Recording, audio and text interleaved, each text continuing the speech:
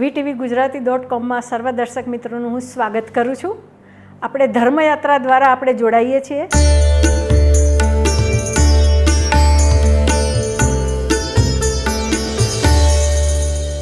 મારું નામ ડૉક્ટર સ્મિતા સુથાર છે અને આજે આપણે વાત કરીશું મેષ રાશિની. ભચક્રની 360 ડિગ્રીના મેષ રાશિ એ 0 થી 30 ડિગ્રી સુધીનો એનો પ્રભાવ પડે છે. મેષ રાશિનો સ્વભાવ એ ચર સ્વભાવ છે. અગ્નિ તત્વની રાશિ છે, પુરુષ જાતિ છે અને એનું ચિહ્ન ઘેટું છે. તો રાશિની જ્યારે વાત કરીએ ને તો એનો રાશિ સ્વામી મંગળ થાય છે. મંગળ એ અગ્નિ તત્વનું કામ કરે છે. મેષ રાશિ પણ અગ્નિ તત્વની છે. તો રાશિ અને ગ્રહ બંને ફાયર એલિમેન્ટનું કામ કરે છે. માટે મેષ રાશિના જાતકોની જ્યારે મિત્રો વાત કરવા જઈએ ને તો હંમેશા એ લોકો એનર્જેટિક હોય છે. મંગળ એ ગ્રહોમાં સેનાપતિ છે અને સેનાપતિનું કામ હંમેશા એનર્જેટિક કાર્ય કરવા માટેનું હોય છે. તો મેષ રાશિવાળા જાતકો એટલે કે જેના અ લ ઈ અક્ષર ઉપરથી નામ પડેલા છે એવા મેષ રાશિ જાતકો હંમેશા એનર્જેટિક હોય છે. કામ કરવાની એમની તાકાત અને કામ કરવાની એમની સ્પીડ અદ્ભુત હોય છે. તો આ બધી બાબતો મેષ રાશિના જાતકોમાં બેઝિક ગુણધર્મમાં એ લોકોને આપણે જોઈ શકીએ છીએ. તો કયા કયા કર્મ સાથે કયા ફિલ્ડ સાથે આ લોકો વધારે સારું કાર્ય કરી શકે? કારણ કે મંગળ છે, મંગળ એનર્જીનો કારક છે, મંગળ ફાયર એલિમેન્ટ છે અને તાકાત છે મંગળમાં એક. તો જ્યાં જ્યાં આર્મી છે, જ્યાં જ્યાં પોલીસ ડિપાર્ટમેન્ટ છે, જ્યાં જ્યાં ઇલેક્ટ્રોનિક્સ આઇટમો છે અને ઇલેક્ટ્રિક એન્જિનિયર જેવા ફિલ્ડમાં જે વસ્તુ તમે પ્લગમાં ભરાવો અને ઇલેક્ટ્રિકથી ચાલે આવી કોઈ પણ ફિલ્ડમાં આ મેષ રાશિવાળા જાતકો વધારે સફળ બને છે. ચર રાશિ હોવાના કારણે આ લોકોમાં મૂવમેન્ટ છે. ક્યાંય સ્થિર બેસી રહેવું એ લોકોને ઓછું અનુકૂળ પડે. એટલે થોડી વારે એમને ક્યાંક ને ક્યાંક ફરવા જોઈએ. ફરવો એમનો શોખ હોય છે અને એનર્જેટિક હોવાના કારણે આ જાતકો હંમેશા કાર્યશીલ રહેવામાં ઈચ્છુક હોય છે. તો આવા જાતકોએ હંમેશા કાર્યશીલ રહેવા માટેના પ્રયત્નો કરતા હોય છે અને કાર્યશીલ રહેવા માટેના ઉપાયો હંમેશા શોધતા રહેતા હોય છે. જો એમને એક બાજુ ખૂણામાં બેસાડી રાખવામાં આવે ને તો એ થોડા જ ટાઈમમાં 2-4 કલાકમાં અથવા 2-4 દિવસમાં એમને અનકમ્ફર્ટેબલ ફીલ થાય. ચર રાશિ હોવાના કારણે ફરવું એ એમનો ગુણધર્મ છે. એનું ચિહ્ન ઘેટું છે મિત્રો. તો ઘેટાનું કામ શું છે? એ પણ એક ભોળું પ્રાણી છે.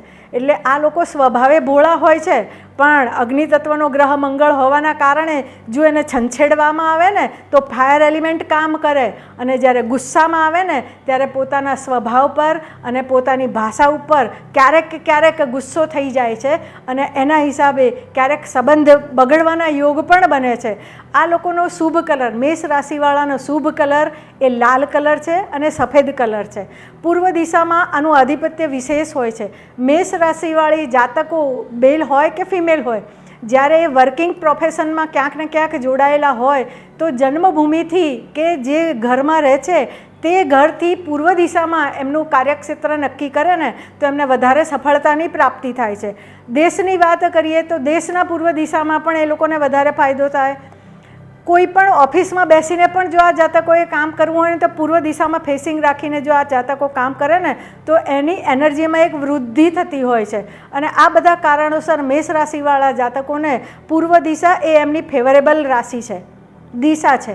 તો રાશિની વાત ગણીએ, દરેક રાશિવાળા જાતકોને અમુક રાશિથી સારી લેણાદેણી હોય અને અમુક રાશિથી થોડું અશુભત્વ પ્રાપ્ત થતું હોય. તો મેષ રાશિવાળા જાતકો જેના અલઈ અક્ષર છે એવા મેષ રાશિવાળા જાતકોને મેષ રાશિ, સિંહ રાશિ અને ધન રાશિ આ 3 રાશિના જાતકો હંમેશા એ લોકોને શુભત્વ પ્રાપ્ત કરે. આ રાશિ સાથે એ લોકોની મિત્રતા હોય ને તો પણ એ લોકો વધારે ને વધારે કમ્ફર્ટ ફીલ કરી શકે એ લોકો કામ કરવા માટે. તો મેષ રાશિવાળા જાતકોને 1, 5, 9 મેષ, સિંહ અને ધન રાશિવાળા જાતકોનું જો સરાઉન્ડિંગ સર્કલ મળે ને તો એની ઉર્જામાં વૃદ્ધિ થાય. અગ્નિથી અગ્નિ મળે તો વધારે તેજ ગતિથી એ કાર્ય કરી શકે. એની શત્રુ રાશિની વાત કરીએ ને તો મેષ રાશિની શત્રુ રાશિ એ શનિની રાશિ છે અને શનિની રાશિ એટલે મકર રાશિ અને કુંભ રાશિ. મકર રાશિ એટલે ખ ને જ જેના અક્ષર છે એ મકર રાશિ છે અને કુંભ રાશિ એટલે ગ સ જેના અક્ષર છે એ કુંભ રાશિ છે. તો આ મકર રાશિ અને કુંભ રાશિવાળા જાતકો એ મેષ રાશિવાળા જાતકોને કમ્ફર્ટેબલ ફીલથી એ કામ કરી શકતા હોતા નથી.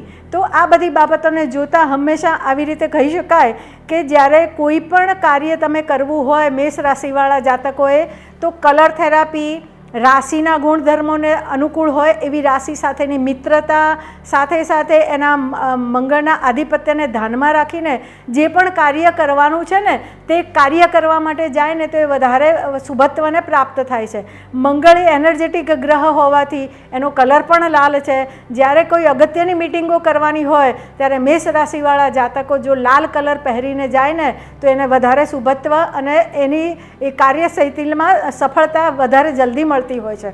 સાથે સાથે વાત કરીએ ને મિત્રો તો મેષ રાશિવાળા જાતકો દિલના ભોળા હોય છે. ભલે સેનાપતિ ગ્રહ એનો અધિપતિ થાય પણ એની સાથે નક્ષત્રને પણ ધ્યાનમાં લેવું પડે છે. તો અશ્વિની, ભરણી અને કૃતિકા આ 3 નક્ષત્રો એ મેષ રાશિમાં આધિપત્ય જમાવે છે.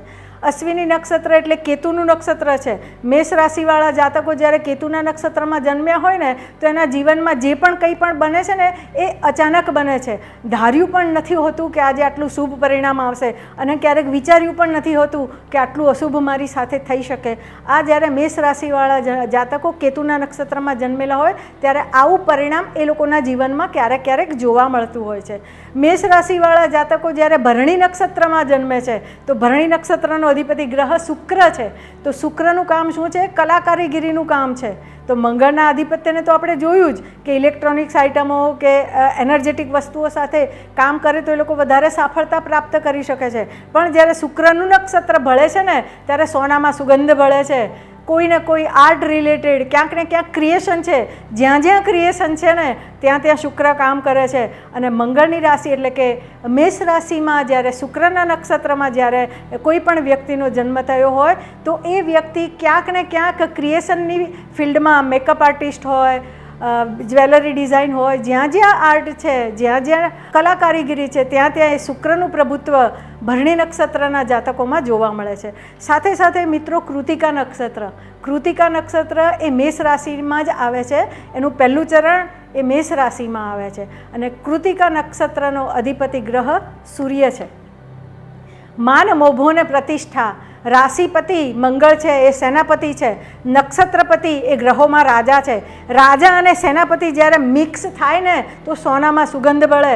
રાજકીય બાબતોમાં, સત્તામાં અને જ્યાં જ્યાં હાયર ઓથોરિટી પ્રમાણે જ્યાં જ્યાં સરકાર સાથે જ્યાં જ્યાં કામ કરવા છે ત્યાં ત્યાં આ કૃતિકા નક્ષત્રમાં જન્મેલા જાતકોને ખૂબ સારા પરિણામો જોવા મળે છે. મિત્રો આ રીતે આપણે જોઈએ ને તો ક્યારેક આપણને એમ થાય કે આ કાર્ય મારાથી ક્યારેક અટકી જાય છે તો કયા મંત્ર કરવા જોઈએ. તો મેષ રાશિનો અધિપતિ ગ્રહ મંગળ છે અને મંગળના કયા દેવનું આધિપત્ય છે તો કે ગણપતિનું આધિપત્ય એ મંગળ ઉપર છે. તો ગણપતિના મંગળવારના દિવસે ગણપતિના મંદિરે જઈને જો ધરો ચડાવવામાં આવે અથવા લાલ ગુલાબ જો ગણપતિના શોલ્ડર ઉપર મૂકીને રાઈટ શોલ્ડર ઉપર મૂકીને કોઈ પણ શુભ કાર્યની શરૂઆત કરવામાં આવે ને તો મેષ રાશિવાળી જાતકોને ખૂબ સારી સફળતા જલ્દીથી પ્રાપ્ત થાય છે. આ સાથે સાથે મિત્રો વાત કરીએ ને તો આ જાતકોમાં એક એનર્જીની સાથે સાથે ભોળપણ છે. ભોળપણ હોવાના કારણે ક્યારેક ક્યારેક કોઈ खुशामद खुदा को भी प्यारी होती है ये वस्तु बराबर है पण ज्यारे ज्यारे खुशामद प्यारी थई जाए ने त्यारे सामेवाळा क्यारेक एनुं चिन्ह घेटुं छे अने घेटानो स्वभाव केवो छे भोळुं छे प्राणी तो आ जातको क्यारेक एमना स्वभावमां भोळपण जोवा मळे छे एटले ए लोकोए क्यारेक स्वभावगत गुणोने अने चिन्हना गुणोने ध्यानमां राखीने जो खुशामद प्रिय व्यक्तिओ सामे मळी जाय ने तो एना उपर थोड़ो कंट्रोल करीने विचारीने पछी एनी जोड़े निर्णय लेवो पड़े। तो मित्रों आ रीते आपणे अवारनवार VTV-Gujarati.com में धर्मयात्रा में आपणे अवारनवार मळता रहीशुं अने बारे बार राशिनुं प्रभुत्व कया कया व्यक्तिओ पर केवी रीतनुं रहे छे ग्रहबळना आधारे केवी रीते रहे छे आ बधुं अवारनवार आपणे जोता रहीशुं। अत्यारे आपणी वच्चेथी हुं रजा लઉં છું। जय महादेव।